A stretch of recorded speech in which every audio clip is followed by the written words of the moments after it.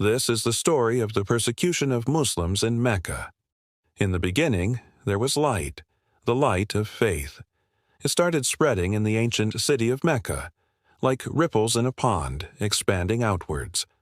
Back then, Mecca was a busy trading center, a place where merchants from far-off lands came to do business and where pilgrims flocked to visit the Kaaba, a shrine revered by all Arabs. But this was also a time when tribes dominated the city. They clung fiercely to their customs and traditions. Each tribe had its own god, and the most powerful of these were the Quraysh, who controlled Mecca and exploited the religious devotion of people for their own gain. That's when a new message started to stir in the city. Under the shade of a tree in the Boto Batara area, a man named Muhammad, known by all for his honesty and integrity, started sharing a simple yet revolutionary idea. He spoke about a one true God, Allah, who had sent him as a messenger with a final warning for humanity. He preached that all people, regardless of their status or tribe, were equal in the eyes of God. This teaching was recorded and passed down to his followers, becoming the foundation of Islam. It wasn't long before his followers started growing in numbers, attracting the attention of the Quraysh. They couldn't comprehend how anyone could abandon their ancestral gods for one God. Moreover, this new teaching challenged the social order. It threatened the authority of the elders and the power of the ruling class. As more and more people joined the new faith, the Quraysh grew furious. Their anger reached boiling point when Muhammad dared to criticize the Kaaba and expose how the Quraysh were exploiting people's religion for financial gain. A short time later, the boycott of the Prophet Muhammad and his clan began. The Quraysh leaders gathered in a big hall, vowing to destroy Islam and eliminate the Prophet and his followers. Then the persecution started. At first, the Muslims were taunted, insulted, beaten up, sometimes left to die of hunger and thirst.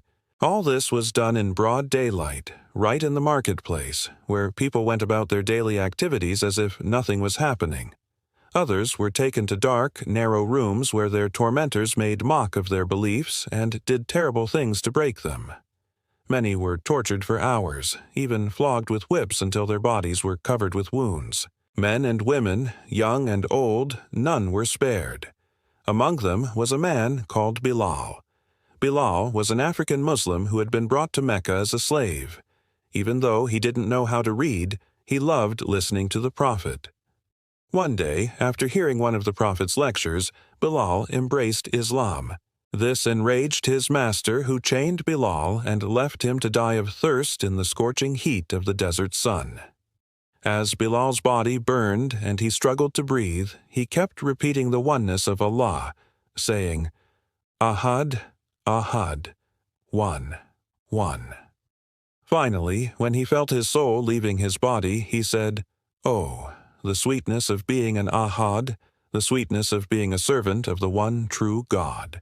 Another victim of the persecution was Yasir, one of the early converts to Islam, along with his wife, Sumayyah, and their son, Ammar.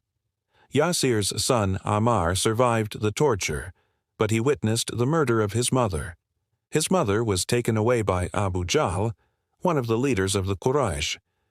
Abu Jahl dragged Sumayyah into the street and shouted, "Leave Islam, and I will set you free." But she replied, "I fear Allah, so I can't do what you say." Enraged, Abu Jahl stabbed her with a spear, killing her. Thus, Sumayyah became the first martyr in Islam. The Muslims suffered for 13 months until finally the Quraysh leaders decided to let them leave Mecca. They forced the Prophet's clan and all the Muslims to leave Mecca and go to a barren valley outside the city called Shoba. Here, the Muslims had to endure more hardship. The scorching sun beat down on them. There was hardly any vegetation, and finding food was a challenge. After 3 years, the Meccans allowed the Muslims to return to Mecca when they discovered that the boycott pact they had signed had been eaten by termites, except for the name of Allah, which remained untouched. This was seen by the Muslims as a miraculous sign. However, before long, the Meccans resumed their persecution. During this time, the Muslims were miraculously invited by the people of Medina, a city 300 kilometers from Mecca, to settle there. The people of Medina promised to end their internal feuds and pledged to accept Islam. In Medina, the Muslims found a place where they could practice their religion freely. They built a strong community. Soon, Muslims from all over Arabia started coming to Medina. With each passing year, more and more people accepted Islam. Eventually, Islam became the dominant religion in the Arabian Peninsula.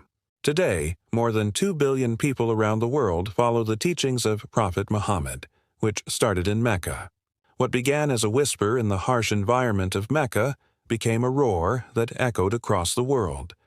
But it wouldn't have been possible without the sacrifice and perseverance of the early Muslims. So next time you stand in prayer, remember those who came before you. Remember the sweat on their faces, the pain in their hearts, and the strength in their faith. Because they are the reason every Muslim is standing today.